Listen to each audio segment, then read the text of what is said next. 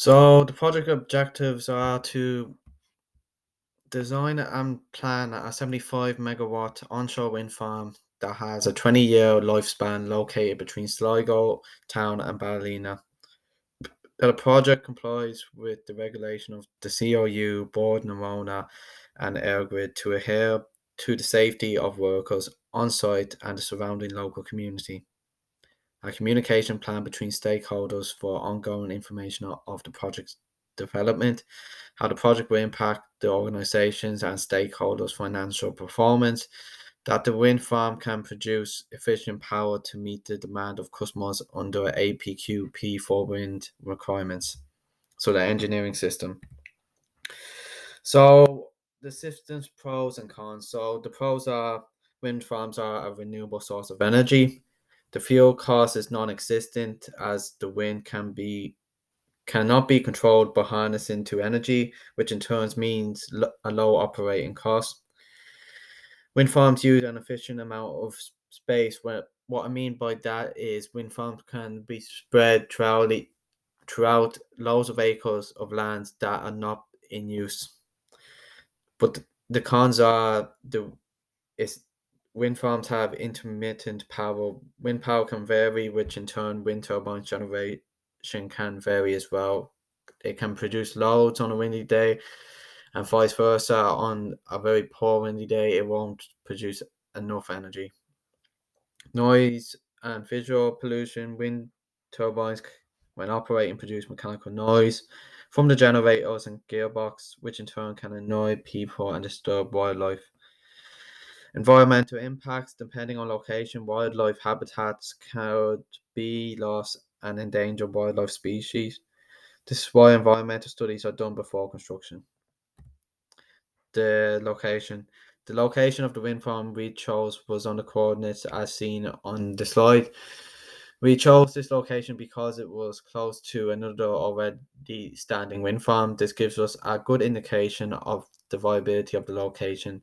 There is also a substation close by with plenty of capacity. As seen on the screen right here, where the marker is, that's where the wind farm's going to be made on the Kilkenny Road near the Eastleigh Bog. It's being built there to get the full benefit of the winds coming from shore. So the substation we picked is substation 117768 for the ESB capacity map. We chose this one because of the demand capacity available, which is 94 kilovolt A. As you see right here, it's located in Greenance and it's not far from where the wind farm is being produced, so overhead cables will be used to connect to the substation. So the turbines being used.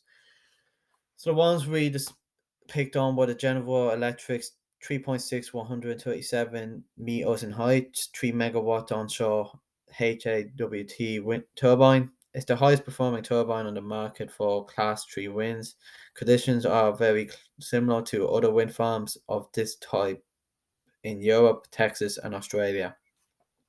It's the largest wind farm in Europe uses these turbines. I'd also like to add these turbines can be produced in Europe, which means they can be shipped to Ireland at a low cost. So the equipment required, all the equipment is bought from Schneider Electric, so just from the one supplier.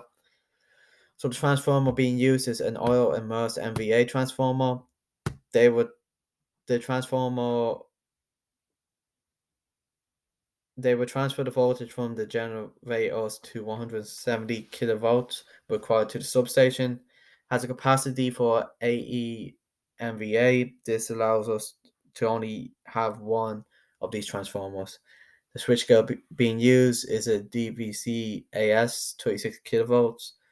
Secondary gas insulated switchgears. This switchgear is especially designed for wind farms.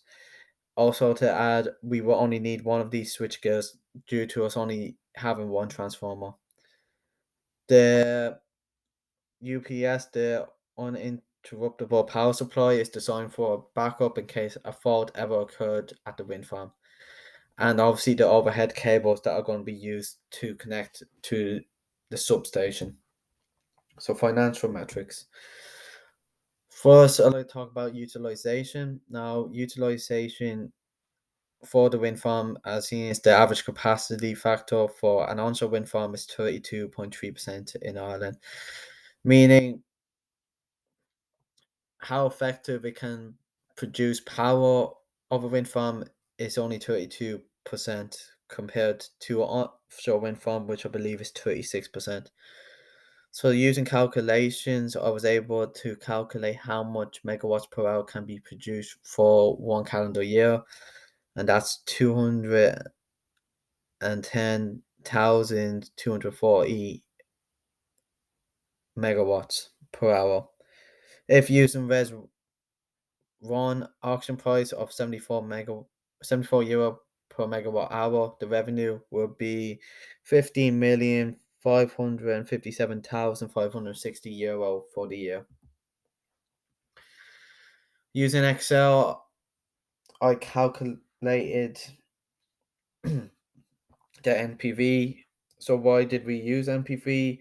NPV is used to determine the present value of cash inflows and the present value of cash overflow over a period of time.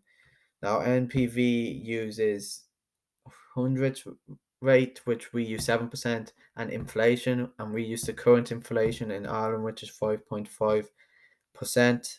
You add these together to discount rate, and then you use the discount rate to calculate the revenue per year. So starting at the very bottom at year one, you see we'd be in the negative. This is just for the cost of the wind farm, which is around 128 million. But after year 8, revenue starts to be generated for the wind farm, and it can go up as high as 380 million at year 20. So the communication plan. So a communication plan determines how key information will be presented to project stakeholders at various stages. So using this template right here as seen on the right, in each column, one will have the stakeholder group, the objective, the actions decided by the stakeholder, the message content, which is what's going to be delivered, the delivery method, so it could be Zoom, in person, email, and by when, so how often the stakeholder wants it. So as you see right here, obviously we had to get in contact with Sligo County Council to get planning permission to build a wind farm. So they want project status and milestones done, and the message content would contain a Gantt chart and deadline updates. In terms of delivery method, it would be in person or in Zoom, and frequency they want this daily. Frank Vian, who's a TD from Sligo, and the reason why we picked Frank Vian is he backed a renewable energy project back in 2021. He will want the same objectives from Sligo County Council, the Gantt chart, and deadline updates in his messages. Email or Zoom, he would rather want, and he would want them weekly. Snyder Electricity, they want equipment status, as we bought all of equipment from Snyder except for the wind turbines. They want equipment testing done by Zoom weekly. Sligo Birdwatch, studies have shown wind farms can affect birds. They can. So they want evidence of a nature study done. The message content will be the nature study. Delivery method is done by Facebook, as this is a Facebook group, and this will be done monthly. And then GE Renewable, which is our supplier of the wind turbines, they will want a project status, milestones and equipment status, Gantt chart, deadline updates, and equipment testing. We will do this by Zoom because they are not located in Ireland, and they will want it daily. So the quality plan. So the ones we decided on was APQP for wind. For end-to-end calibration of the use and meaning of the AP4Q4 wind vocabulary, the project quality plan cycle goals to create a clear path for planning, implementing, and confirming product responsiveness to requirements via quality assurance activities to enable suppliers and sub-suppliers to provide products that are desired quality and quantity the first time on time.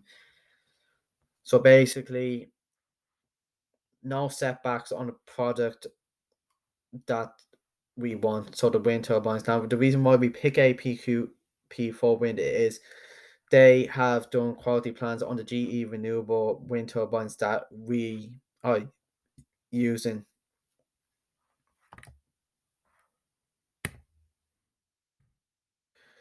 So here is a table of the quality plan. So I'm planning, they plan, define, and scope the quality program.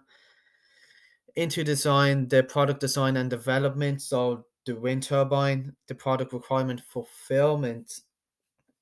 So if it takes all the boxes that the blades on it won't erode over a set period of time desired by the project manager, the process design and development, how GE Renewables are producing this, then the process requirement fulfillment, basically the fulfillment to get full satisfactory for the customers, and the project and process validation. So when the wind turbines are fully operational, one of the representatives be coming over to rate the wind turbine to see if it's on meets the demand of the project manager and local stakeholders. After that, it's down to the product being approved. But as we said, they worked with GE Renewables, so there shouldn't be any problems with this. And that's my slides done for the 75 megawatt Sligo onshore wind farm.